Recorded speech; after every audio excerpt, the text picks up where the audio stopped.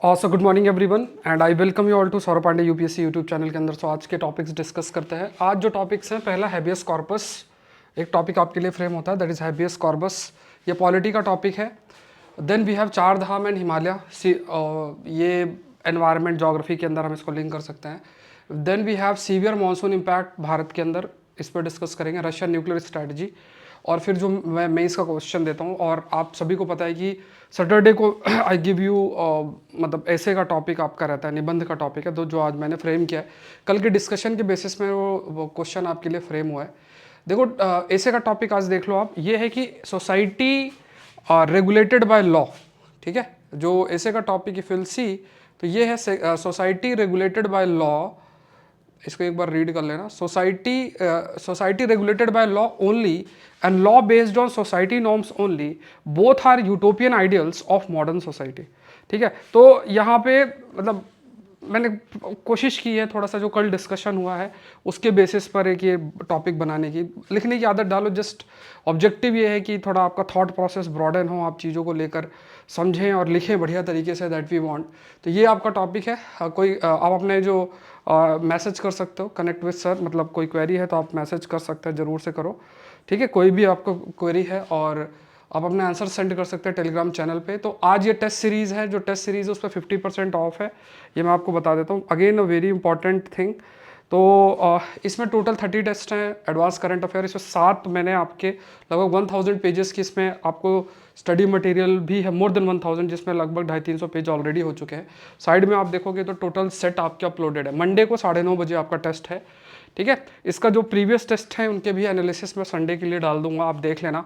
और prelims current affairs के जो वीडियोस हैं वो भी आपको वीकली बेसिस पे मिलना शुरू हो जाएंगे यूट्यूब के अंदर, तो आप अपना तैयारी अपने अच्छे तरीके से पढ़ सकते हो। तो ये ध्यान में रखना। ज्वाइन करने के लिए कोई क्वेरी है तो इस नंबर पर आप मैसेज कर दो। बाकी सारे कोर्सेस आपको ज्वाइन करना, saurabhpande.upsc.com पे जाना, ऑल कोर्सेज पे क्लिक करना है। लैपटॉप से क्लासेस करनी है, लॉगिन बटन दबानी है, लॉगिन से आप कर सकते हो, या Saurabh Pandey CSE app download कर सकते हो, वहाँ से मोबाइल फ़ोन से अपनी क्लासेस कर सकता है। ठीक है, तो ये सारे कोर्सेस आपको मिल जाएंगे, ऑल कोर्सेज टेस्ट सीरीज। बाकी डिस्क्रिप्शन बॉक्स में भी आपका लिंक दे रखा है जितने भी कोर्सेस हैं उनका। ठीक है, तो यहाँ पे देखो supreme court, honourable supreme court के ऊपर है, और अभी इफ यूल सी तो एक केस भी आपका चल रहा था, and it was related with, है ना, जस्ट अ मिनट। तो यहाँ पे ये जो आपका केस है वो भी चल रहा था ईसा फाउंडेशन के कंटेक्स्ट में। तो यहाँ पे हमारे लिए जो जरूरी है that we should know is about habeas corpus case against Isha Foundation. तो ये हैबियस कॉर्पस क्या है ये डिस्कस करेंगे। थोड़े से की पॉइंट्स मैंने इसमें इंक्लूड किए हैं, तो ये थोड़ा सा आप लोग देख लो। ये आपने जो रिट पिटीशन है, एक टॉपिक आता है जब हम फंडामेंटल राइट्स पढ़ते हैं, तो उसमें हम रिट वाला एक टॉपिक पढ़ते हैं, जिसमें जैसे कहीं भी आपके फंडामेंटल राइट्स ब्रीच होता है जो फंडामेंटल राइट्स हमें प्रोवाइडेड, अगर वो फंडामेंटल राइट्स हमारे ब्रीच होते हैं, तो उस कंसिडरेशन में इफ़ यू कैन सी, उस कंसिडरेशन में अगर फंडामेंटल राइट्स ब्रीच होते हैं तो उस कंसिडरेशन में हम ऑनरेबल सुप्रीम कोर्ट को अप्रोच कर सकते हैं। ऑनरेबल सुप्रीम कोर्ट को हम आर्टिकल 32 के तहत अप्रोच कर सकते हैं।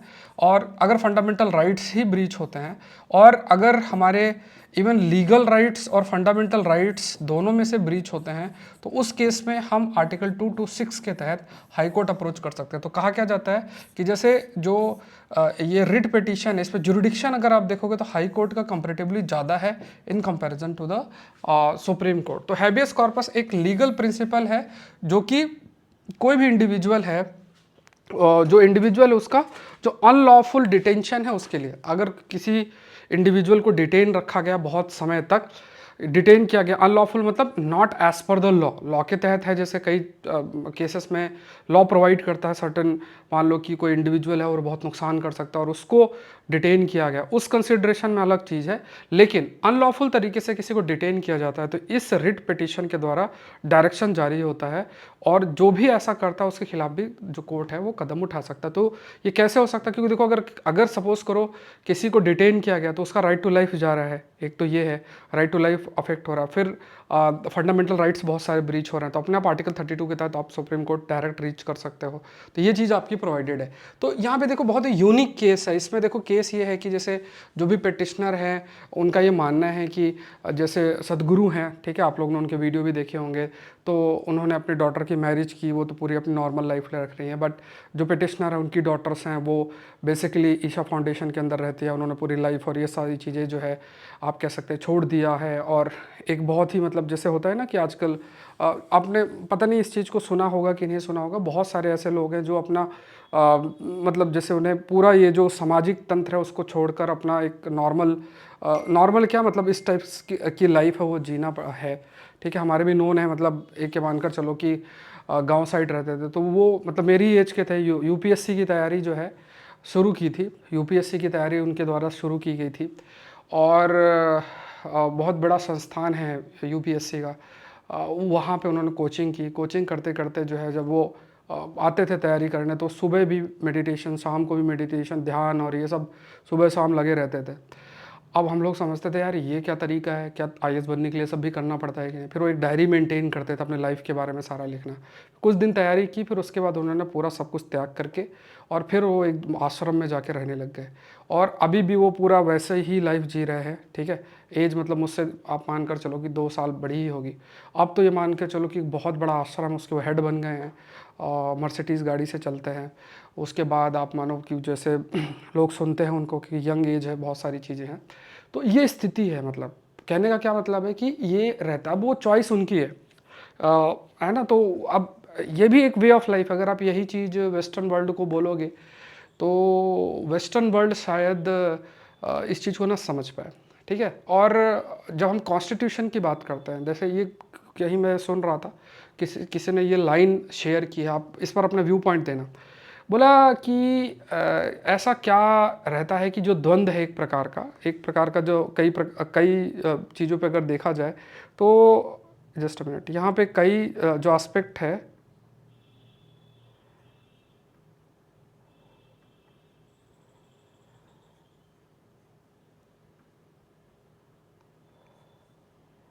ठीक है।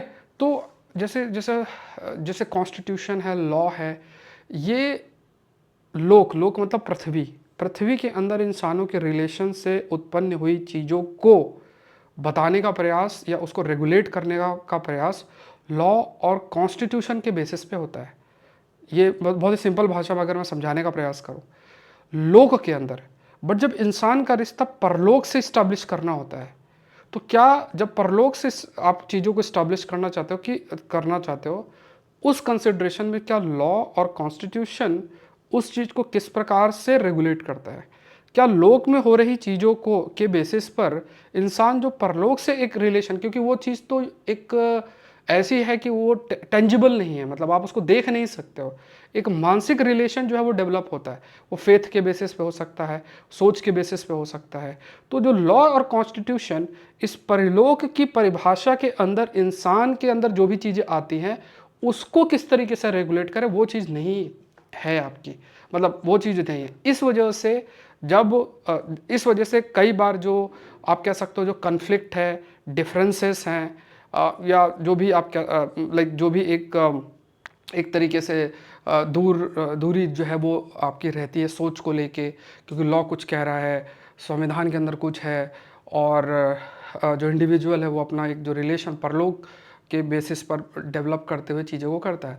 अब इसमें देखो बहुत सारी चीज़ें हो जाती है, इसमें कई लोग गलत रास्ता अपना लेते हैं, है ना। जैसे अगर कोई टेररिज्म करता है, अगर कोई टेररिज्म की तरफ जाता है, तो अब उसके दिमाग में उस कार्य को जस्टिफाई करने के लिए उसने अपने रिश्ते को भी मतलब उसको भी उसने अपने माइंड पे जस्टिफाई कैसे किया कि अभी हम मरेंगे, मरने के बाद हम कहीं जाएंगे, वहाँ पे हमको ये जो 50 तरीके की चीज़ें जो है वो रहेंगी, ठीक है। ये सारी चीज़ें जो है आपकी हाईलाइटेड रहती हैं, मतलब किसी एक इंडिविजुअल की जब हम बात करते हैं, तो वो एक प्रकार की एक सोच है कि वो अपने एक्ट को, टेररिस्ट जैसे एक्ट को जस्टिफाई करने के लिए, और वो अपने जो भी है उसका रिलीजन में अपने जस्टिफिकेशन को देखते हुए कार्य जो है करता है। इसलिए जब मतलब रेडिकलाइजेशन रोकना है, उसमें जो सिक्योरिटी फोर्सेस हैं उनका तो एक रोल है ही, साथ में जो जो ये गुरुज होते हैं या जो भी रिलीजियस लीडर्स होते हैं या जो मौलवी होते हैं, उनका बहुत महत्वपूर्ण रोल बन जाता है। मतलब जो भी नाम आप लेना चाहो, ठीक है, तो उनका रोल बहुत महत्वपूर्ण होता है। क्यों? क्योंकि रिलीजन के राइट मैसेज को पहुंचाया जा सके उन तक। इसलिए जब भी रेडिकलाइजेशन रोकना होता है तो गवर्नमेंट भी, जो सिक्योरिटी फोर्सेस हैं या जो भी डी रेडिकलाइजेशन करना चाहते हैं, तो उसमें वो उठाते हैं, ये कदम उठाते हैं कि रिलीजन के सही मैसेज को भी स्प्रेड किया जाए उनको, तभी उनके दिमाग में चीज़ों को काउंटर किया जा सकता है। अब यहाँ पे उस पर हम डिबेट ना करके इस पर अपने व्यू पॉइंट कमेंट सेक्शन में देखना। मैं चाहता हूँ कि आप ऐसे व्यू पॉइंट्स को जरूर से जरूर थोड़ा सा लिखा करो। कल जैसे हमने एक मैरिटल रेप एग्जेम्पशन वाला जो चीज़ डिस्कस किया था, उसमें एक स्टूडेंट उन्होंने बहुत सारे सोसाइटी में क्या इश्यूज आ सकते हैं, क्या चीज़ें हैं, क्या इशू है, उसमें अपने पॉइंट्स रखे। आप भी अपना लिखा करो। देखो, लिखने में तो कोई दिक्कत नहीं है, सही लिखोगे गलत लिखो, कुछ मैं भी पढ़ूंगा, मुझे भी सीखने को मिलेगा, तो आपका एक अलग पर्सपेक्टिव होगा, तो हो सकता है कुछ पॉइंट्स बहुत अच्छे मिल जाए, कुछ चीज़ें मैं बात कर रहा हूँ तो उससे भी आप सीखने को मिले, तो आप ये मेंशन आप कर सकते हैं, ठीक है। तो यहाँ पे देख लेते हैं। तो ये जो if you talk about this, तो यहाँ पे कोई भी person even requires a person holding another in a custody, तो है ना, तो यहाँ पे अगर ऐसा है तो जो भी डिटेनी है उसको कोर्ट के सामने लेकर आना और ये भी प्रूव करना कि जो भी डिटेंशन है वो लॉफुल है। लीगल सिग्निफिकेंस की अगर बात करें तो ये किसी भी इंडिविजुअल के फ्रीडम को प्रोटेक्ट करने के लिए बहुत हेल्पफुल आपका बन जाता है। अब ये पूरा मेंशन्ड है कि क्यों हमें, जो प्रोसेस क्या है हाईवेस कॉर्पस पिटीशन को फाइल करना, इसका मेनली एम ये है कि कोई भी इंडिविजुअल है अगर उसको डिटेन किया गया है तो उस पर्सन के राइट को प्रोटेक्ट कैसे किया जा सके, उसके लिए ही इसको ये जो आपका हैबियस कॉर्पस है इसकी ज़रूरत हमें पड़ती है। उसके बाद दूसरी चीज़ इसमें मेंशन्ड है कि व्हाट, तो इस प्रोसेस में क्या है कि एक फॉर्मल रिक्वेस्ट कोर्ट में रखी जाती है। हमारे देश में देखो आर्टिकल 32 है, उसके तहत किया जा सकता है। वेयर हैबियस कोर्ट पिटीशन जैसे 226 के तहत हाई कोर्ट और या फिर सुप्रीम कोर्ट में जाया जा सकता है। कब किया जा सकता है? जहाँ पे भी, जब भी डिटेंशन का पीरियड है तब किया जा सकता है। कौन कर सकता है? जो भी डिटेन्ड इंडिविजुअल है उसके द्वारा या उसके रिप्रेजेंटेटिव के द्वारा। कैसे पूरा प्रोसेस आपका होता है, ड्राफ्ट करना और फिर कोर्ट में करना। लीगल फ्रेमवर्क की बात करें तो यहाँ पे इंडिया के कंटेक्स्ट में अगर आप देखोगे तो जो कॉन्स्टिट्यूशनल प्रोविजंस है जो हम हाईलाइट कर सकते हैं वो है right to life and personal liberty, article 32 में, आर्टिकल 21 में, क्योंकि इससे जो राइट टू लाइफ है that is going to be affected अगर कोई भी इंडिविजुअल अगर डिटेन्ड है। फिर आर्टिकल 32 की बात करोगे तो राइट टू कॉन्स्टिट्यूशनल रेमेडी है, ये भी एक है जो कि ऑनरेबल सुप्रीम कोर्ट के तहत ये जो आपका और आपका मतलब और ये जो रिट है मतलब जो हैबियस कॉर्पस है, इस रिट के तहत डायरेक्शन जो है वो आपकी आ सकती है। तो ये किसके कंटेक्स्ट में? सदगुरु ईसा फाउंडेशन केस के कंटेक्स्ट में आपका। नेक्स्ट देखते हैं perilous highway to salvation in the Himalaya. अब इसमें देखो मैंने कुछ पॉइंट्स किए। कल एक कमेंट मैं रीड कर रहा था, उसमें उन्होंने कहा कि सर आप ये कर रहे हो तो आप टॉपिक्स को कर रहे हो, बट सारे केसेस को इंक्लूड करना प्रीलिम्स के लिए हेल्पफुल होता है। देखो, अगर आपका लॉ ऑप्शनल नहीं है तो बहुत सारे केसेस नहीं करना, ऐसे करोगे तो हज़ारों केसेस हो जाएंगे आपके ऊपर, नहीं मतलब इन द सेंस कि आपके नोट्स में बहुत सारे आ जाएंगे, तो वो एक मैटर, मतलब वो चीज़ें याद नहीं रहेंगी। तो कोई भी टॉपिक होता है ना, उसका हमें कुछ कंटेंट जरूरी होता है जो कि आप लिख सकते हो। अभी सपोज करो मैं पूरा कॉपी पेस्ट कर दूँ, इतना तो कोई मुश्किल काम नहीं है, या फिर इसी में कलर वलर करके और ऐसे ऐसे पढ़ा दूँ, वो भी कोई मुश्किल काम नहीं है, बट आपके लिए दिक्कत होगी। आपसे नहीं होने वाला। क्यों? क्योंकि इतना सारा कंटेंट ना तो याद रहेगा। एक टॉपिक के 5 पॉइंट्स भी अगर आपको याद है that is more than sufficient. तो इस कंपैरिजन में मत पढ़ना कि सर ये वाला टॉपिक और भी ऐड कर देते इस वाले। आई नो कि कहाँ कितनी किस टॉपिक की ज़रूरत है, क्योंकि किसी भी टॉपिक को अगर आप लिखते हो ना तो ज़्यादा से ज़्यादा 5, 6, 7 पॉइंट्स की ज़रूरत है। और आपको लगता होगा कि यार अभी मैं इसका जितना चाहो कर लूँ, नहीं, आपको देखना है कि यार ये टॉपिक है मेरा कवर्ड है। अब इस तरीके से अब अगर सपोज करो कि दिन में ही हमारी लगभग कभी 50 स्लाइड हो रही हैं, कभी 60 स्लाइड हो रही हैं, और अगर ये स्थिति आपकी रहेगी, अब इसको आप मल्टीप्लाई कर लो महीने भर से 1800 हो जाएंगे, 1.5 साल से मल्टीप्लाई कर लो तो कितना सारा हो, आप इतना ही कर लो, that is more than sufficient. तो ये समझना है बात को, ठीक है। अगर आप इस चीज़ को समझेंगे तो दैट विल हेल्प यू। अब हिमालयन रीजन की बात करते हैं, उससे पहले थोड़ा सा मैं कुछ पॉइंट्स आपको हम लोग थोड़ा सा इस पर डिस्कस करते हैं। हिमालयन रीजन के कंटेक्स्ट में अगर जो है थोड़ा सा डिस्कस करते हैं, और देखो कभी भी हिमालय बॉर्डर ऐसा कभी भी कोई एरिया आता है ना, तो उस पर फटाफट आप डायग्राम का स्कोप सर्च किया करो अपने आंसर में जो भी है उस पर। अगर आप जो डायग्राम है, अगर उस डायग्राम को अगर आप हाईलाइट कर दोगे तो वो चीज़ आपके लिए बहुत हेल्पफुल जो है वो रहेगी, ठीक है। तो वो डायग्राम आपको ज़रूर से ज़रूर रखना है, ऐसा आपको देखना है। तो ये थोड़ा सा देखते हैं। तो यहाँ पे देखो, अगर इफ़ यू टॉक अबाउट, जैसे मान लो अगर हिमालयन रीजन की अगर आप बात करते हो, दिख रहा है कि नहीं? ठीक है, ठीक है। तो ये हिमालयन रीजन की अगर हम बात करते हैं, अब आप में से कई लोग कहोगे सर इस मॉडल में हमें ज़्यादा समझ में आता है, बट आपको सारे मॉडल के लिए अपने आपको तैयार रखना है, क्योंकि आज टॉपिक कम है इसलिए मैं इस फॉर्मेट में करवा रहा हूँ। टॉपिक बहुत ज़्यादा होता है। थोड़ा सा मैं आपको बता देता हूँ कि जैसे मान लो अगर टॉपिक मान लो 10 से 11 कभी 15 ऐसे टॉपिक्स अगर होंगे, तो अगर मैं इस टाइप से बोलूँगा, पीछे मुड़ूंगा, तो आपको एक्स्ट्रा हर टॉपिक में 2 मिनट के आसपास लग जाएगा, 2 से 3 मिनट। और अगर 10 टॉपिक है तो ये 2 मिनट होके लगभग आपका 30 मिनट एक्स्ट्रा टाइम लगेगा। 30 मिनट अगर मैं एक्स्ट्रा टाइम एक दिन में लेता हूँ तो 30 दिन में आपका 15 घंटा होता है, और इसको अगर आप 1.5 साल से मल्टीप्लाई करोगे तो इतना समय लगता है। देखो टाइम, ये सारे मेरी कैलकुलेशन होती है कि किस तरीके से, अगर मैं आपको करंट अफेयर का सेशन 2-2 घंटे में करवा रहा हूँ तो उसका कोई लॉजिक ही नहीं है, आप कभी सेलेक्ट ही नहीं हो सकते, क्योंकि 2 घंटा मैं पढ़ाऊँगा, उसके बाद फिर आप नोट्स बनाओगे, फिर उसके बाद जो है वो 4 घंटा यही करोगे, आप कुछ पढ़ ही नहीं पाओगे। तो क्या मतलब है, कोई लॉजिक, हमारा कोई काम ही नहीं है। हमारा काम ये है कि ठीक है, नोट्स आपको दिया, अभी टाइम नोट्स का आपका बच चुका है पूरा, है ना, क्योंकि आपको बस पढ़ना है, वीडियो देखना, पढ़ना है, तो ये चीज़ आपके लिए बहुत अच्छी हो गई।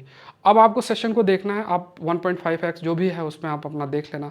अगर आप प्रहार बैच का हिस्सा है तो उसमें सब्जेक्ट वाइज कंपाइल्ड रहता है। और फिर मैं कह रहा हूँ, अगर आप 2025 की तैयारी कर रहे हो, जो एक नया करंट अफेयर का प्रहार बैच है, जिसपे हम जनवरी 2020 और 1-2 महीना पहले से जो कंटेंट है पूरा उसका कवरेज रहेगा। जो पहले बैचेज़ हैं उनमें वो जो पहले जिन्होंने ज्वाइन किया तो उनमें वो कंटेंट रहेगा सारा, और वो प्लीज़ मिस मत करना। मैं फिर कह रहा हूँ, लास्ट में कुछ नहीं हो पाएगा, है ना, लास्ट में कुछ भी नहीं हो पाएगा। आपको लग रहा होगा कि मैं कर लूँगा, बट मैं अपने एक्सपीरियंस से बता रहा हूँ, क्योंकि मैं कोई शॉर्टकट नहीं देने वाला, कोई इंपॉर्टेंट टॉपिक नहीं देने वाला। भाई जो टॉपिक है, अगर आपको लगता है आप 2 महीने में पढ़ लोगे तो वो दे दूंगा, आप पढ़ लेना। मैं ये नहीं करने वाला कि यार 100 टॉपिक टॉप और इस कुछ नहीं। अगर मैं ऐसे शॉर्ट में टॉपिक्स हम लोग कवर करेंगे ना, वो आएगा ही नहीं एग्जाम में। अब मेरे हिसाब से वो इंपॉर्टेंट है, जरूरी थोड़ी था कि यूपीएससी के हिसाब से इंपॉर्टेंट है। यूपीएससी तो कहीं से भी प्रश्न बना लेगा। हम ऑब्जेक्टिव होना चाहिए कि 1.5-2 साल का कंटेंट हम बढ़िया से करके जाए। और अभी तक मैंने विद प्रूफ आपको शो किया हुआ है कि यार देखो ना, आप जाके देख लो। प्रीलिम्स का वीडियो पड़ा हुआ है, 100 में से 50 क्वेश्चन का प्रूफ पड़ा हुआ है, देख लो। अभी मैंने जीएस पेपर 1 कर डाला है विद स्क्रीनशॉट, फ्री में अवेलेबल है लेक्चर, आप देख लो जाके। विद स्क्रीनशॉट के 20 में से 10 क्वेश्चन आए हुए हैं। अभी मैं आप 5 क्वेश्चन का ही मुझे टाइम मिला, 20 में से ये जो जीएस पेपर 2 का है ना, 17-18 क्वेश्चन के स्क्रीनशॉट में आपको शो करूंगा, और फ्री है। जाके आप यूट्यूब में टाइप करना, वो लेक्चर आएगा, और उस लेक्चर में पूरा एक्सप्लेन किया हुआ है। और उसमें ऑल्दो ये मैंने जरूर से कहा है कि ये लोग 2-2, 3-3 साल पीछे गए हैं। 2-2, जैसे इंटरकास्ट और वो मैरिज वाला जो टॉपिक था, वो रिलीजियस इंटरकास्ट वाली मैरिज, वो आपको पता है कहाँ से प्रश्न था? ऑनरेबल सुप्रीम कोर्ट का जजमेंट था 2021 या 22 का, उस पर बेस्ड इन्होंने क्वेश्चन बनाया हुआ है। ऑल तो मैंने कवर किया है, बट आप भी कितना कवर करोगे, पीछे तक नहीं जाओगे। अब इसमें हमारी जिम्मेदारी है, एक नया चैलेंज है कि उन टॉपिक्स को कंपाइल करते हुए फिर मैं आपके लिए कुछ बुक टाइप निकालूं या पीडीएफ टाइप बनाऊं। वो मैं करूंगा, क्योंकि मेरे दिमाग में आ गया है चीज़ कि ये करना पड़ेगा, क्योंकि it's not possible for you कि आप लोग पूरा 4 साल पहले का भी करोगे। लेकिन मैं बताना सिर्फ ये चाह रहा हूँ, इन चीज़ों को बहुत सीरियसली लो अगर सिलेक्शन चाहिए। अगर आप इस चीज़ को इग्नोर करोगे और इस चीज़ को अगर आप पैसे के उससे तौलोगे, ठीक है, आप बहुत सगा जाओगे, 2-2, 2.5 लाख फीस दे देते हो, वहाँ तो आप ऐसा आउटपुट का डिमांड नहीं करते हो, यहाँ तो तगड़ा आउटपुट आपको मिल रहा है। ठीक है, इस चीज़ का फ़ायदा आपको उठाना चाहिए।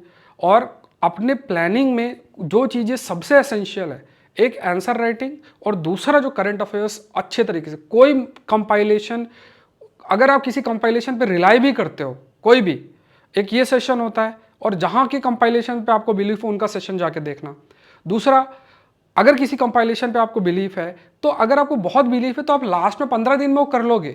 न्यूज़पेपर 15 दिन में कर ही नहीं सकते हो उसको। अगर 1.5 साल का है तो 1.5 साल देना पड़ेगा, मेहनत करनी पड़ेगी, क्योंकि सिर्फ खाली टॉपिक रट के काम नहीं चलेगा ना। देखो वो उनके लिए बहुत हेल्पफुल होता है जिन्होंने इंटरव्यू दे रखा है, वो किया, तो उनका एक लेवल आ जाता है, उनको पता है ये टॉपिक करना, ये नहीं करना, ये नहीं करना। बट आप सोचो कि उनकी बातें सुन के मैं भी ऐसे ही कर लूँ, तो फिर आपको दिक्कत फेस करनी पड़ेगी, क्योंकि टॉपिक का सोर्स जहाँ से है।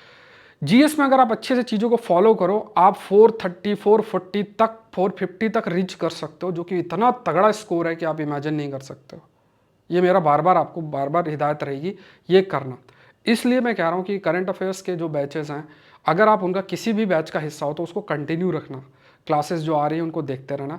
यूट्यूब में फिर आपका काम सिर्फ इतना होगा कि आप लेक्चर को देखो, सुनो, नोट्स मत बनाओ। सारे नोट्स हिंदू के अलावा जो सोर्सेस अलग अलग जगह से, जहाँ डाउन टू अर्थ योजना जो भी सारी चीज़ें हैं, वो वहाँ पे भी आपको पीडीएफ बढ़िया बना बना के मैं देता रहूँगा। आपका काम है जब समय मिलेगा वीक में 2 दिन भी निकालो, उनको फॉलो करो, उनको देखो जो वीडियो अपलोड करूँगा मैं। बस ये मेरा आपसे कहना है, ये टाइम नहीं करना। अगर अगर उस लेक्चर का काम खाली पीडीएफ से हो सकता है, पीडीएफ पढ़ो। उस लेक्चर का काम कंपाइलेशन से हो सकता है, वहाँ से पढ़ो। ये माइंडसेट लेकर आपको नहीं चलना कि सर मैं एक टॉपिक लूँ और उस टॉपिक को 5 मिनट में कर सकते हैं, अब मैं लिख लिख के उसको 1 घंटे का बना रहा हूँ। ये क्या लॉजिक है?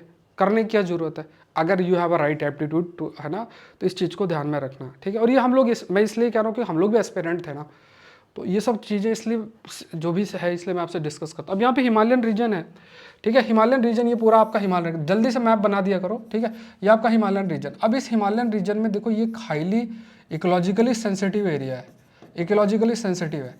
अब अगर ये इकोलॉजिकली सेंसिटिव है और यहाँ पे आप बहुत ज़्यादा डेवलपमेंट वर्क करते जाओगे तो पूरा का पूरा एरिया आपका अफेक्ट हो सकता है। जैसे कई चीज़ें हैं आपको, जैसे कुछ टर्म्स माइंड में क्लियर है कि हिमालयन रीजन किन किन चीज़ों से अफेक्ट हो सकता है। ग्लेशियर लेक आउटब्लस्ट फ्लडिंग हो सकती है। सबसे बड़ी चीज़ क्या है कि लैंडस्लाइड की स्थिति बन सकती है। किस प्रकार के डिजास्टर हो सकते हैं? लैंडस्लाइड है, कुछ अगर स्टेबिलिटी ब्रेक हुई तो एवलांच हो सकता है, अगर मान लो कि डैम्स बने हैं उनकी टूटी तो फ्लड हो सकता है। ये सब आपकी क्लैरिटी होनी चाहिए। अच्छा, इस तरीके से दिक्कतें जो है वो आपकी होती हैं। अब अगर आप बहुत सारे डेवलपमेंट वर्क करते जा रहे हो तो आप सोचो कि आप स्टेबिलिटी, अब मैं एक जगह गया था, वहाँ देखा कि पहाड़ है, अब उस पहाड़ को तोड़ ताड़ के वो दुकानें बनाने की कोशिश कर रहे हैं। तो ह्यूमन सेंट्रिक डेवलपमेंट, ह्यूमन को हिमालयन सेंट्रिक डेवलपमेंट करना चाहिए। मतलब ह्यूमन सेंट्रिक डेवलपमेंट की जगह हिमालयन सेंट्रिक डेवलपमेंट जो है हम करें। ये टर्म अभी निकल के आ गया मुँह से। तो अब आपको ह्यूमन को जो आप इंपॉर्टेंस दे रहे हो, हिमालय को उतना इंपॉर्टेंस दो। हिमालय को इंपॉर्टेंस दे के बोलो यार ये यहाँ पे ह्यूमंस जो हैं, मतलब जो ह्यूमंस हैं वो बेसिकली इस हिमालयन इकोसिस्टम का हिस्सा है। तो हिमालयन इकोसिस्टम को ध्यान में रखते हुए डेवलपमेंट करेंगे, ह्यूमन अपने आप बढ़िया तरीके से रह लेगा। ह्यूमन के हिसाब से करेंगे, हिमालय नहीं रह पाएगा। और फिर डिज़ास्टर जो जिस प्रारूप में होता है, लैंडस्लाइड हो रहा है, लोग वीडियो बना रहे हैं, आप देखते हो कितनी भयंकर स्थिति हो जाती है, वो देखने को मिलता है। तो कई डायमेंशंस आता है, सिक्योरिटी डायमेंशंस होते हैं। भाई आपको सिक्योरिटी में चाइना वाले बैठे हुए हैं, बॉर्डर में इंफ्रास्ट्रक्चर है। अब हम लोग तो क्या करते हैं, हमारे तो ऐसा माइंडसेट है ना कि हम जो है हिमालय को भी पूजते हैं, हम पेड़ों को भी पूजते हैं। हमारे लिए तो वो एक रिलीजियस आस्पेक्ट है। तो पेड़ भी कटेगा तो अगर कोई नॉर्मल इंसान होगा तो उसको दिल में दर्द होगा, यार कैसे कट रहा है। एक है ना चिपको मूवमेंट और ये सब आपने सुना होगा, ये स्थिति रहती है। बट अभी क्या है कि एक सिक्योरिटी डायमेंशन भी देखो चैलेंज है, तो उसको भी बैलेंस करना पड़ेगा, है ना। तो वो कैसे करते हैं वो भी हमें थोड़ा सा ध्यान में रखना पड़ेगा। अब देखते हैं कुछ पॉइंट्स हैं उनको डिस्कस कर लेते हैं, जो डिफरेंट डायमेंशंस इस पे चर्चा है। तो यहाँ पे देख लेते हैं क्या क्या पॉइंट्स हैं। तो देखो, 4 धाम हाईवे प्रोजेक्ट की बात इन्होंने किया है, कितने मीटर वाइड और इसमें हम हाईवे बना रहे हैं बहुत बड़े बड़े। अब इसमें कहा गया कि ये माउंटेन इकोलॉजी पर इसका असर बहुत भयंकर पड़ेगा। एनवायरमेंटल कंसर्न सबसे बड़ा इसमें यही है कि एक तो माउंटेन इकोसिस्टम, जो कीवर्ड्स याद कर लो, ठीक है, बाकी आप चाहो तो रीड कर लेना, कीवर्ड्स आपको दिमाग में फटाफट जाना चाहिए। तो ये क्या है, कीवर्ड्स आपके हैं, माउंटेन इकोलॉजी अफेक्ट होगा। दूसरा इसमें कहा गया कि काफ़ी सारी लैंडस्लाइड्स और ये देखने को मिली हैं। फ्यूचर प्रिडिक्शन ये कि लैंडस्लाइड्स और अधिक होंगी, ऐसा स्टडी कहती है। क्लाइमेट चेंज जैसी स्थिति बन रही है ना। अब अच्छा, एक चीज़ मैं बता रहा हूँ कि अगर आपने पढ़ा होगा बढ़िया तरीके से, कि अगर मेडिटेरेनियन रीजन के अंदर कोई चीज़ होती है, मेडिटेरेनियन जो रीजन, अगर वहाँ कुछ होता है तो हिमालयन रीजन में क्या अफेक्ट पड़ता है। सपोज को if I am just using the word Himalayan region पे क्या अफेक्ट पड़ता है, डायमेंशन को एक थोड़ा सोचो और लिखो कि क्या अफेक्ट पड़ता है, डायमेंशन के अकॉर्डिंग देखना, ठीक है। तो एक तो ये हो गया। दूसरा, कोर्ट की रूलिंग की भी बात किया जाए तो यहाँ पे नैरोअर रोड विड्थ को ऑनरेबल कोर्ट ने कहा कि कर सकते हैं। फिर वहाँ पे 50 स्मॉलर प्रोजेक्ट्स भी हैं ऐसे जो कि एनवायरमेंट क्लियरेंस को है। फिर उसके बाद मिलिट्री लॉजिस्टिक्स हैं, तो इनिशियली टूरिज्म इनिशिएटिव के लिए, अब सिक्योरिटी डायमेंशंस भी हैं। तो एक इकोनॉमिक कंडीशंस भी, भाई वहाँ जो लोग रह रहे हैं, तभी तो मैंने कहा कि अगर आप ह्यूमन सेंट्रिक डेवलपमेंट करोगे, ह्यूमन सेंट्रिक में मिलिट्री भी आ जाएगी, उसमें सिक्योरिटी डायमेंशन भी आ जाएगा, टूरिज्म भी हो जाएगा, वहाँ की इकोनॉमी भी हो जाएगी। तो ये तो आपका हो गया। लेकिन अगर आप हिमालयन सेंट्रिक डेवलपमेंट करोगे तो फिर बहुत चीज़ें आपको ध्यान में रखनी पड़ेगी। तो इसको हम कैसे बैलेंस करते हैं, ये पॉलिसी मेकर का जिम्मेदारी बनती है। तो ये थोड़ा सा आपको देखना है, ठीक है। तो ये आप देख लो, ये डायग्राम बना है, 4 धाम हाईवे, एनवायरमेंटल कंसर्न है, लैंडस्लाइड डेटा है, इंक्रीज रिस्क है, एक डिफेंस के बेसिस पे इसका जस्टिफिकेशन है, रेगुलेटरी इवेजन है, मतलब एनवायरमेंट इम्पैक्ट असेसमेंट जैसी चीज़ों को करना, फिर लीगल कंट्रोवर्सीज बहुत सारी अराइज भी हो रही हैं, ये है। ठीक है, तो यहाँ पे की इश्यूज़ क्या है कि चीज़ों को एसेस करने के लिए जो डेटा हमें चाहिए, तो लैक ऑफ साइंटिफिक डेटा है, उसका लैंडस्लाइड का बहुत रिस्क है। दूसरा आप देखो ह्यूमन कैजुअलिटीज़ भी हैं, आपने डेवलपमेंट किया बहुत सारे, क्या कहीं लैंडस्लाइड आ रहा है, कई जगह पे देखो तो जैसे शिमला की बात की जाती है कि जो पॉपुलेशन वहाँ पे होनी चाहिए अब बहुत ज़्यादा पॉपुलेशन हो गई है, अब वहाँ पे लोग रहेंगे तो पानी होगा, पानी नीचे से जाके और वो स्लोप की स्टेबिलिटी को अफेक्ट कर रहा है, तो वहाँ पे धंस रही है ज़मीन, है ना, तो टूट रहे हैं, कई जगह पे आप देखोगे चीज़ें टूट रही है, ज़मीन टूट रही है, घर टूट रहे, घरों में दरार आ रही है, ये सब चीज़ें हो रही है। तो ये थोड़ा सा जोशीमठ का जैसे एग्जांपल है, लोकल डिस्ट्रेस भी है। तो ठीक है, फिर उसके बाद गवर्नमेंट रेस्पॉन्स की अगर हम बात करें तो यहाँ पे इंफ्रास्ट्रक्चर प्रोजेक्ट कई सारे, क्योंकि देखो अब इसका भी लॉजिक समझो ना भाई, इंडिया एक डेमोक्रेसी, किसी पॉलिटिकल पार्टी को पावर में आना है तो वो तो अगर उसे वोट चाहिए क्योंकि 5 साल की सरकार है, तो वो ऐसा तो नहीं कहेगी कि नहीं आप जंगल में रहो, अब उनको पूरा मॉडर्नाइज करना पड़ेगा। तो ये जो आपका हिमालयन सेंट्रिक डेवलपमेंट, इस पर इतना फोकस ही नहीं कर पाएंगे। तो वो जो भी कहेगा कि हम रोड चौड़ी करेंगे, हम रोड बनाएंगे, हम ये करेंगे, जो भी ह्यूमन सेंट्रिक इंफ्रास्ट्रक्चर वो करेगा वही जीतेगा। तो पार्टीज भी इसी चीज़ को फेवर करती है, तो ये भी तो ये भी चीज़ देखना है। तो ये तो माइंडसेट की बात है। तो यहाँ पे क्या है, यहाँ पे अगर आप देखो बढ़िया तरीके से देखो, यही सब में थोड़ा टाइम लग जाता है, इसलिए थोड़ा सेशन लेट हो जाता है। ये बना के मैं आपको करता हूँ कि भाई आपके नोट्स की जिम्मेदारी सारी खत्म हो। आपके देखो, अगर आप देख रहे हो तो एक तो लाइक बटन देखो जरूर से प्रेस करो, जहाँ भी मौका मिले, जिस भी प्लेटफॉर्म में कहीं भी आप हो, तो इस सेशन के बारे में ज़रूर से बताओ। ठीक है, आपके सहारे ही चीज़ें जो है इंप्रूव होंगी। अगर आप ऐप में क्लासेस देखते हो तो तब भी ज़रूर से ज़रूर सेशन के बारे में बताओ। ठीक है, तो क्योंकि इतना कंटेंट आपको मिल रहा है, इसका आउटपुट बहुत ज़्यादा। अभी मैं 5 क्वेश्चन आपको जीएस पेपर 1 का दिखाऊंगा, 10 क्वेश्चन का ऑलरेडी दिखा चुका जीएस पेपर 1 का। जीएस पेपर 2 के 5 क्वेश्चन अभी शो करूँगा, क्योंकि 5 क्वेश्चन ही मैंने सर्च किया। 20 में से 17-18 दिखा दूंगा मैं आपको, और वहाँ लिखा हुआ है कि इस तारीख की डेट आप यूट्यूब में सर्च कर लो।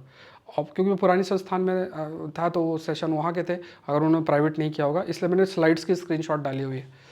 तो यहाँ पे देखो, कॉल फॉर सस्टेनेबल डेवलपमेंट की बात करते हैं, इंफ्रास्ट्रक्चर प्रोजेक्ट है तो एक तो environmental degradation, landslide, ground subsistence, ये आपके वोकैब में होना चाहिए। अब आप जमीन धस रही है ऐसा नहीं लिखोगे ना, कई बार आप लिखते हो तो जमीन धस रही है इन्वर्टेड कॉमा में। ठीक है, तो ये है तो ग्राउंड सबसिस्टेंस। ठीक है, कई बार हमारी इंग्लिश कैसी होती है, हमारी इंग्लिश ऐसे होती है जैसे हम लोग के स्कूल के टाइम पे एक ऐसा क्विज चल रहा था, तो उसमें पूछा कि ये जो कुंडा होता है, मतलब जो बंद करते हैं ना, जो बक्सा टाइप होता है उसके ऊपरी हिस्से का ऐसा बंद करते हैं तो कुंडा बोलते हैं। तो बोले कुंडा को इंग्लिश में क्या बोलते हैं, तो रिप्लाई क्या बोला, कुंदा। ठीक है, तो मतलब उसको कुछ और बोलते हैं इंग्लिश में, मतलब इस टाइप की इंग्लिश आपको नहीं करनी कि हिंदी को ही कन्वर्टेड कॉमा में लिख दिया इंग्लिश में, बोला इंग्लिश वर्ड हो गया, तो ये ध्यान रखना है। नेक्स्ट देखते हैं, forecasting better in India, come rain और शाइन। तो ये एक फॉरकास्टिंग के कंटेक्स्ट में है। देखो सारे टॉपिक्स आप पूरा आप रीड कर रहे हो, तो इसमें मिशन मौसम एक महत्वपूर्ण टॉपिक है जिस पर हमने पहले भी डिस्कस किया, पीआईबी के नोट्स पे भी मैंने डाला हुआ है। बट यहाँ पे कुछ टॉपिक्स को डिस्कस करेंगे, ओवरऑल आपका व्यू बन जाएगा। फॉर वेदर फॉरकास्टिंग एक महत्वपूर्ण टॉपिक है ज्योग्राफी का, मिशन मौसम के ऊपर भी सेपरेट टॉपिक आ जा सकता है, तो ये ध्यान में रखना है। तो इसको थोड़ा सा डिस्कस करते हैं, एडिटोरियल का टॉपिक है। तो यहाँ पे देखा जाए severe monsoon impact in India, overview देख लेते हैं। तो सीवियर मानसून इम्पैक्ट है, देखो मानसून का एक बहुत बड़ा कैरेक्टर है, वो क्या है, वो है उसका कैरेक्टर जो है स्पेशियल एंड टेम्पोरल वेरिएबिलिटी। ठीक है, तो ये एक बहुत है। ठीक है, एक तो उसका एक नेचर है जिसे बोलते हैं पल्सेटिंग नेचर। पल्सेटिंग नेचर का मतलब क्या होता है कि वेट और ड्राई स्पेल्स आपको देखने को मिलते हैं, मतलब कभी बारिश सूखा, और ये वेरिएबिलिटी उसका एक फैक्टर है, ये बढ़ती जा रही है, कहीं बारिश बहुत अधिक हो रही है, कहीं नहीं हो रही है, ये स्थिति बनी रहती है। ठीक है, जैसे अगर आपको अगर बताया जाए, ठीक है, तो यहाँ पे अगर आपको बताने का प्रयास करूँ तो इसी में अगर आप देख लो, शायद इसी डायग्राम में आपको शो कर देता हूँ। तो है ना, if you talk about this only, है ना, तो यहाँ पे अगर देखा जाए तो है ना, तो यहाँ पे अगर आप देखोगे जैसे कई जो मानसून की ब्रांचेज होती हैं, एक ब्रांच ऐसे जाएगी, एक ब्रांच ऐसे जाएगी, है ना, एक ब्रांच ऐसे जाएगी। अब यहाँ पे बारिश हो रही है ना, यहाँ बारिश आपकी हो रही है, इस जगह बारिश हो रही है, और इस टाइप से बारिश हो रही है। तो बारिश अलग अलग जगहों पे आपको देखने को मिलती है। अब कहीं पे बारिश नहीं होनी चाहिए वहाँ बहुत हो रही है, जहाँ होनी चाहिए वहाँ नहीं हो रही है, वेरिएबिलिटी देखने को मिल रही है। तो सूखा और बारिश ये कैसे आप डिटरमाइन करोगे? एकदम से तो नहीं, आपको देखना चाहिए विंड वेलोसिटी कैसी है, मॉइस्चर कितना है, हवा कैसे बढ़ रही है, जेट स्ट्रीम, बहुत सारी ऐसी डेटा आपके पास होना चाहिए। उसके बेसिस पे आप बोल दोगे अब बारिश हो सकती है, अब बारिश नहीं होगी, ये जो भी फिर अलर्ट जारी किया जाएगा, उस बेसिस पे जो डिजास्टर उसको प्रोटेक्ट कर सकते हो। At the same point of time बहुत सारी इकोनॉमिक एक्टिविटीज़ मानसून पर बहुत निर्भर करती है, एग्रीकल्चर उनमें से है, उसको हम जो है डिटरमाइन कर सकते हैं। तो ये वेदर फॉरकास्टिंग फ्यूचर के अंदर और बहुत ही मतलब स्पेसिफिक हो, तो इसमें आप देखो कई हंसी मजाक वाली चीज़ें भी होती हैं कि जैसे मौसम विभाग ने बोला कि बारिश होगी, तो लोग कहने लगे नहीं बारिश नहीं होगी, क्यों बोला, मौसम विभाग ने बोला बारिश होगी। बट अब देखोगे आप प्रेडिक्टेबिलिटी बहुत इंप्रूवमेंट हो गई है, और ज़रूरी भी है बहुत सारी इकोनॉमिक एक्टिविटीज़ को सस्टेन करने के लिए।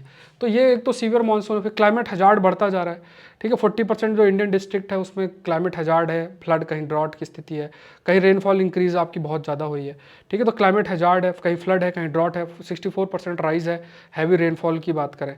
फिर इसमें इनसफिशिएंट अर्ली वार्निंग सिस्टम, ये बहुत जरूरी, हमें एक अर्ली वार्निंग सिस्टम की जरूरत है ही, पहले से पता है तो हम अपनी चीज़ों को शेप कर सकते हैं, एक्टिविटीज़ को शेप कर सकते हैं। तो ये आपका इनसफिशिएंट अर्ली वार्निंग है। मिशन मौसम के तहत इसमें किया गया, जिससे कि खासतौर से जो वेदर ऑब्जर्वेशन फॉरकास्टिंग को इम्प्रूव किया जाए टेक्नोलॉजी के बेसिस पे, और रिसर्च जो है किया जाए।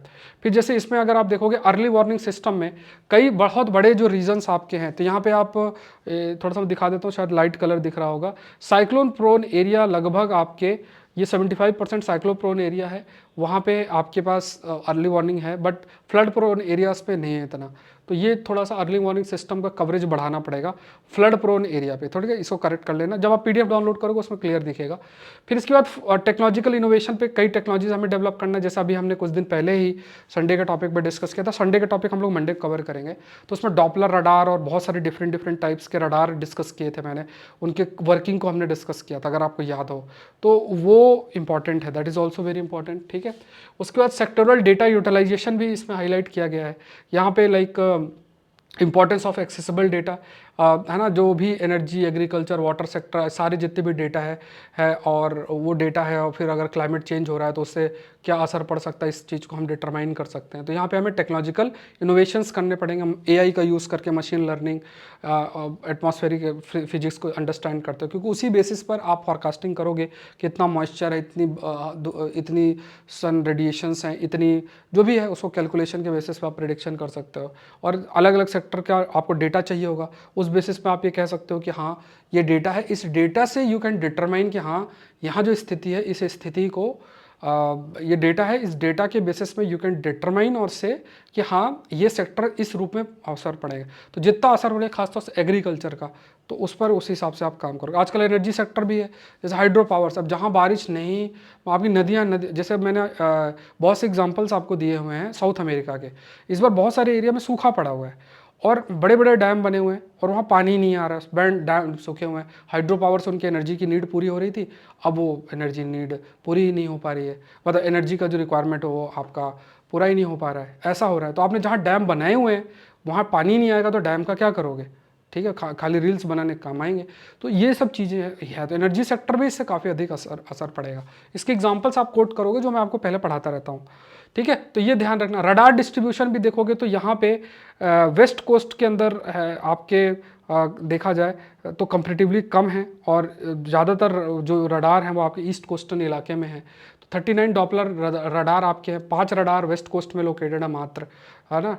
तो अब वहाँ पे भी वल्नरेबिलिटी बहुत बढ़ी हुई है, ठीक है। फिर दूसरी चीज़ देखो ऐसे ही कंटेंट बनाने में मैंने क्या बोला, टाइम लग जाता है, और है ना आपका कंटेंट बेस्ट हो, ऐसा मेरा मानना है। तो एक्सट्रीम वेदर्स की वजह से लोगों की लाइफ को थ्रेट है, लाइवलीहुड को थ्रेट है, इसलिए हमें मिशन मौसम की जरूरत है। इसी डायग्राम से आपको मिशन मौसम पे आप 150 शब्द लिख सकते हो। एक्सट्रीम वेदर है, एक्सट्रीम वेदर कंडीशन, इसलिए फॉरकास्टिंग इंप्रूव करनी है और हमें वेदर रेडी इंडिया की ज़रूरत है। वेदर रेडी इंडिया का मतलब हम तैयार हैं, कैसा भी मौसम कैसा भी आए हम तैयार बैठे हुए हैं, और हम जो है फॉरकास्टिंग के माध्यम से अपने लोगों को तैयार कर सकते हैं। और हमें क्लाइमेट स्मार्ट इंडिया होना पड़ेगा, उसी हिसाब से हम अपनी एनर्जी, एग्रीकल्चर, दूसरे जो एरियाज़ हैं उनको शेप करना पड़ेगा। क्योंकि देखो बहुत ज़्यादा असर, अब आप ये समझो कि जैसे इंफ्रास्ट्रक्चर भी अफेक्ट होता है। एक बहुत सैड इंसिडेंट हुआ था, आपको पता होगा कि दिल्ली के अंदर कि एकदम भयंकर बारिश हो गई, बारिश से फिर बेसमेंट में जो है पानी भर गया और उसकी वजह से आपके मतलब जो यूपीएससी एस्पिरेंट हैं उनमें से कई लोग को जो है उनकी उनकी जान चली गई। तो ये क्या है, मैटर ऑफ कंसर्न है ना, कि जो आपके प्रिवेल्ड इंफ्रास्ट्रक्चर है उसको आपको बहुत ही वैसा शेप करना पड़ेगा कि क्लाइमेट जिस तरीके से बदल रहा है उसके हिसाब से आपको फिर अर्बन इंफ्रास्ट्रक्चर को बदलना पड़ेगा। प्रॉपर ड्रेनेज सिस्टम, और घर जो आजकल बने तो वो थोड़ा हाइट में रहें, ऐसा आपको करना पड़ेगा। गैप हो नीचे साइड, ऐसा आपको करना पड़ेगा कि थोड़ा बहुत बारिश हो पानी बढ़े तो घर पे ना भरे। तो इंस्टॉलेशन वनरेबल सिटीज़ में आपको इंस्टॉलेशन रडार्स के इंक्रीज़ करने पड़ेंगे। मिशन मौसम इस पर फोकस भी कर रहा है।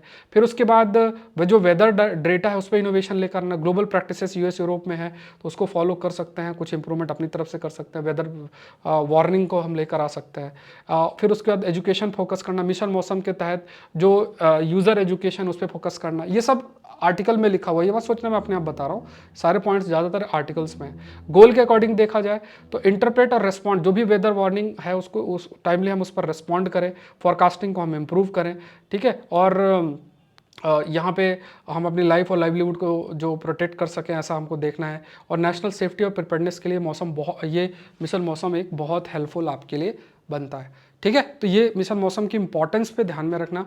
हाई पॉसिबिलिटी ऐसे टॉपिक्स पे प्रश्न बनने की मेंस में हो जाती है, और जब आप भूलोगे ना तब आपसे पूछेंगे।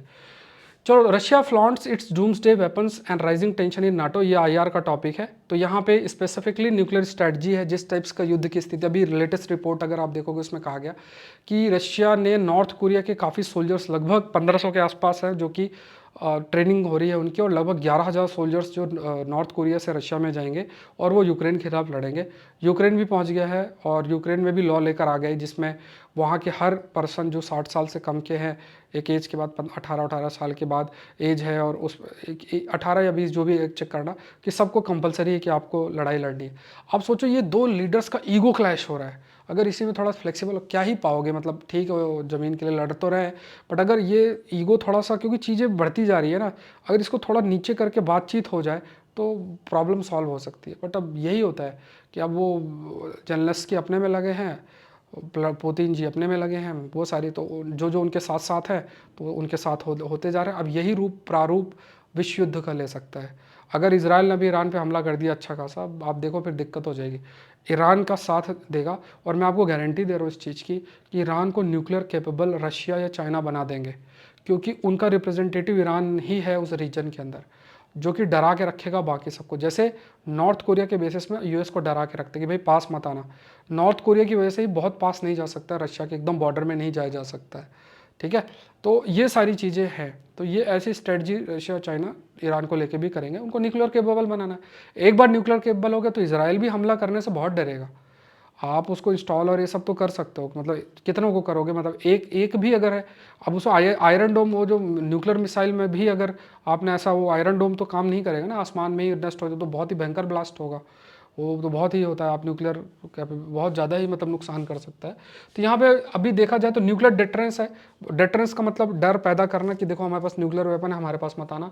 तो न्यूक्लियर डिटरेंस है, तो जो प्रेसिडेंट व्लादिमीर पुतिन है तो अपने न्यूक्लियर स्ट्रेंथ को करना। उसके बाद मिलिट्री ड्रिल्स है, जॉइंट मिलिट्री एक्सरसाइज भी है, बेलारूस के साथ अभी की गई है। न्यू मिसाइल प्रोडक्शंस भी स्टार्ट किया गया है, ठीक है। उसके बाद जो 1987 की ट्रीटी है, उसको जो इंटरमीडिएट ट्रीटी है, पहले तो यूएस ने कहा हम भी नहीं मानेंगे, और फिर इसने भी कहा कि हम नहीं मानेंगे। तो अपने जो न्यूक्लियर डॉक्ट्रिन है उसको भी रिवाइज कर रहा है। न्यूक्लियर की जो आर्सनल साइज़ है तो वो बढ़ेगा। आप सोचो ना, 5580 न्यूक्लियर वॉरहेड्स हैं, बहुत सारा ये, इतना मतलब पूरे विश्व को नाश कर सकता है। न्यूक्लियर ट्राइड को डेवलप करना, इसका मतलब कि मिसाइल से, ट्राइड का मतलब क्या होता है कि कहीं से भी न्यूक्लियर जो है वो टेक्नोलॉजी को आप फायर कर सकते हो, न्यूक्लियर मिशन। तो वहाँ से समुद्र से, ज़मीन से, आसमान से, तो ट्राइड बोलते हैं। फिर उसके बाद इसको मॉडर्नाइज करने के लिए भी एफर्ट लिया जा रहा है। सोवियत मिसाइल जो है उसको रिप्लेस किया जा रहा है, ठीक है। तो जैसे जो R36M है, transitioning from R-36M to mobile Yars ICBM मतलब intercontinental ballistic missile, generally 5000 kilometre के ऊपर की रेंज होती है, and heavy Sarmat ICBM known as Satan 2 in the West, इनको रिप्लेस करने की बात की जा रही है, ये दो है ना इन मिसाइल्स को। अब यहाँ पे क्या है कि ये सरमत जो इंटर कॉन्टिनेंटल बैलिस्टिक मिसाइल है, कमेंट सेक्शन में क्रूज मिसाइल और बैलिस्टिक मिसाइल का अंतर आप जरूर से बताना। तो यहाँ पे क्या है कि one successful test of Sarmat ICBM है ना, तो यहाँ पे अभी किया गया है।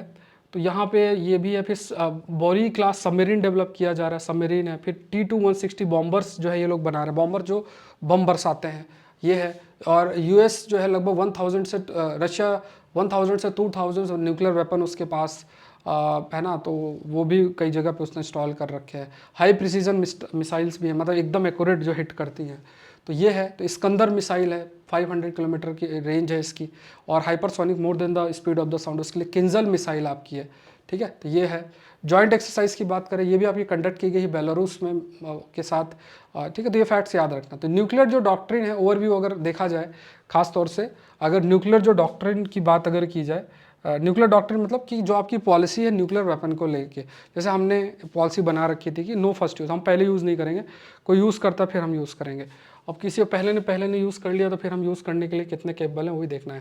न्यूक्लियर डॉक्ट्रिन की बात करें तो रशिया ने 2020 न्यूक्लियर डॉक्ट्रिन में use of nuclear weapon response to nuclear strikes और conventional attack that threatens the state existence, मतलब ये कह रखा है कि 2020 की अगर बात करें कि किसी ने मतलब मान लो कि अगर है ना, तो nuclear weapon in response to कोई अगर न्यूक्लियर स्ट्राइक करता है या कोई स्ट्राइक करता है और किसी भी मतलब रशिया के स्टेट के एग्जिस्टेंस के लिए चैलेंज आ रहा, तब भी वो न्यूक्लियर डिवाइस जो है वो यूज़ कर सकता है, न्यूक्लियर वेपन यूज़ कर सकता है। अपडेटेड डॉक्ट्रिन की बात करें, यहाँ पे इवन अगर कन्वेंशनल अटैक भी रशिया पे होता है बाय नॉन न्यूक्लियर नेशन, अब समझो बात को, पहले उसकी डॉक्ट्रिन में लिखा था कि अगर कोई न्यूक्लियर हमला करता है तभी हम करेंगे। अब इसमें इवन नॉन न्यूक्लियर भी अगर हमला कर देता है, कन्वेंशनल अटैक भी करता है, उस केस में भी हम न्यूक्लियर हमला कर सकते हैं। तो ये चेंज जो है अब किया गया है, ठीक है। तो ये एक है। उसके बाद इसको क्रिटिसाइज भी किया गया था। मॉस्को जो है 2020 doctrine for its vagueness and urge President Putin to make it more robust, तो ये कहा गया, मतलब ठीक है। तो उसके बाद कई न्यूक्लियर टेस्ट भी है, जो है Russian hawk to resume nuclear test. फिर तो वार्निंग, नाटो को वार्निंग दी गई है, डायलॉग रिजेक्ट किया गया है, पोटेंशियल न्यूक्लियर रिस्पांस पॉसिबल हो सकता है अगर वेस्टर्न कंट्रीज़ बहुत ज़्यादा इसमें इन्वॉल्व होती है, ठीक है। तो ये है। तो यहाँ पे अगर आप देखोगे 2020 का जो न्यूक्लियर डॉक्ट्रिन है उसमें न्यूक्लियर रिस्पांस टू थ्रेट्स, उसके बाद conventional attack by non nuclear Nations supported by nuclear power considered joint attack, massive air attack, potential nuclear response, मतलब जो लिखा है उसी को डायग्राम में बना हुआ है, ठीक है। तो ये न्यूक्लियर 2020 की जो न्यूक्लियर डॉक्ट्रिन है उसको अपडेट करते हुए, मतलब कोई न्यूक्लियर वेपन देश भी अगर न्यूक्लियर अटैक करता है या फिर नॉन कन्वेंशनल या कन्वेंशनल अटैक भी नॉन न्यूक्लियर स्टेट के द्वारा होता है, उस केस में भी न्यूक्लियर वेपन का इस्तेमाल किया जा सकता है, ठीक है। चलो यहाँ पे मैं बता देता हूँ, ये आपका 50% ऑफ रहेगा आज, ये प्रीलिम्स टेस्ट सीरीज़ में, इसको मिस मत करना। टोटल 30 टेस्ट है, चौथा टेस्ट मंडे को शेड्यूल्ड है, सोचना नहीं। 50% ऑफ रहेगा टेस्ट सीरीज़ के अंदर। और इसमें आपको स्टडी मटेरियल अवेलेबल है, स्टडी मटेरियल मैं आपको लगातार प्रोवाइड करता जा रहा हूँ। 7 सेट ऐसे स्टडी मटेरियल मैंने अपलोड किए हैं, देखो ये 5 की स्क्रीनशॉट डाला है मैंने अभी, ऐसे 7 सेट ऑलरेडी अपलोडेड है। 7 हर में लगभग 100 पेज लेकर चलो, 100 पेज तो लगभग होंगे, तो हो सकता है 500-600 पेज भी हो सकते हैं, मैंने काउंट नहीं किए, बस देता जा रहा हूँ आप लोग को। प्लीज़ इसको लास्ट के लिए मत रखना, है ना। और पूरा प्रीलिम्स स्पेसिफिक कंटेंट इस टेस्ट सीरीज़ में आपको मिलेगा, बहुत अल्टीमेट रहेगा। और प्रीलिम्स बेस्ड कंटेंट भी संडे को मैं अपलोड करूँगा, आप देख लेना कल। उसके बाद ऐसे का कोर्स है, अब वो 4 ऐसे हो चुके हैं, 5वां मंडे को अपलोड होगा। और इवेल्युएशन अभी चल रहा है, 3 के तो सारे इवेल्युएशन हो गए, 4 के स्टार्ट हो गए हैं, है ना। तो देखो ऐसे अपलोड होता है, उसमें फिर आपको डेडलाइन होती है, 4-5 दिन के अंदर आपको लिखना होता है, फिर उसका इवेल्युएशन होता है। अगर अभी भी ज्वाइन करोगे तो पुराने ऐसे जो है अपना अपलोड कर दें। टोटल 50 ऐसे होंगे जो आपको करना है, और इसको प्लीज़ मिस मत करना। अगर आप 25-30 भी लिख ले तो इवेल्युएशन हो जाता है, तो that is more than sufficient. इसके अलावा मैं लेक्चर्स भी डालूंगा, हर 5 ऐसे के बाद 1-2 लेक्चर, फिर उसको हम इम्प्लीमेंट करेंगे 5 ऐसे में, फिर आपका वो, ठीक है, इस टाइप से। फिर ये पूरा मेंस तक चलता रहेगा, साल भर चलता रहेगा। तो अगर आप वीक में भी 2-3 वीक में भी अगर 1-2 लिखते रहते हो तो आपको बहुत एडवांटेज रहता है। तो ये 250 नंबर है, इसको ऐसे मिस मत करना, ठीक है। अभी आपके पास खूब समय है। एग्रीकल्चर ऑप्शनल आपका चल ही रहा है, मतलब अभी नया बैच स्टार्ट होगा, इस पे मैं आपको लगभग 450 पेज के नोट्स दूंगा। 2 वीडियोस डाले हैं, देख लेना। इस बार के एग्रीकल्चर ऑप्शनल में जो क्वेश्चन आए हैं 450 पेज के जो मैंने नोट्स दिए उसके बाहर कुछ नहीं गया है, मतलब चाहो तो फिर मैं आपको शो भी कर दूंगा। तो इसमें मैं आपको 450 पेज के नोट्स प्लस वीडियो लेक्चर्स मिलेंगे, प्लीज़ उसको अच्छे से कर लेना। रिवीजन क्लासेस जो होंगी उनको करना, PDF जो अपलोड करूँगा उनको कर लेना। माइंड थोड़ा फ्लेक्सिबल रखना, ये मानकर चलना, मतलब बहुत ज़्यादा हमें ज्ञानी बनने की ज़रूरत नहीं है, मतलब ऑप्शनल को लेके।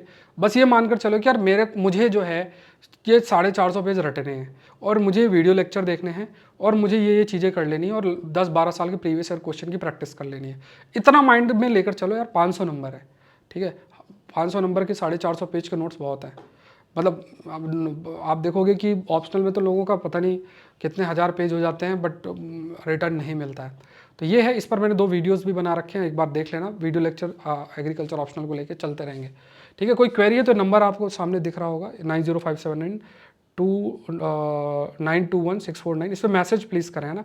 कोर्स जितने भी हैं कंटेंट कोर्स को देखने के लिए ये saurabhpandey.upsc.com वेबसाइट पे जाके ऑल कोर्सेज पे क्लिक करना है और लॉगिन बटन करके आप लैपटॉप से क्लासेस कर सकते हैं। ये बहुत अल्टीमेट प्रहार बैच है, तो इस पर मैंने बहुत चर्चा कर रखी है, इसको आप देख लेना। ये पूरा इथिक्स भी कंप्लीट कर लेना, इथिक्स इंटीग्रिटी की क्लासेस, स्टडी मटेरियल आप देख लो, बहुत सारे कोर्सेज चल ही रहे हैं। और सौरभ पांडे CSE ऐप आप डाउनलोड कर सकते हो, इसका PDF आप डाउनलोड कर सकते हो, ये टेलीग्राम चैनल, इसका लिंक डिस्क्रिप्शन बॉक्स में है। और आज ऐसे टॉपिक देख लो, society regulated by law only, a law based on society norms only, both are utopian ideals of modern society. ये जो टॉपिक है इसको जो मैंने आप फ्रेम किया है, इसका इवेल्युएशन अगर आप को करवाना है तो आपको ऐसे का कोर्स का हिस्सा रहना पड़ेगा। उस पर और टॉपिक्स भी मिलते हैं, ये टॉपिक्स भी मिलते हैं, प्रॉपर इवेल्युएशन होकर नंबर आपको मिलेंगे, आपको आइडिया लगेगा कहाँ मेरी कमी है। कोई बहुत मेजर फॉल है तो हम लोग बातचीत करेंगे, बट लिखते रहना, ठीक है। मिलते हैं नेक्स्ट सेशन में। Thank you everyone, thank you. Session को जरूर से लाइक करें, चैनल को सब्सक्राइब करें। मिलते हैं मंडे को इस हिंदू सेशन में।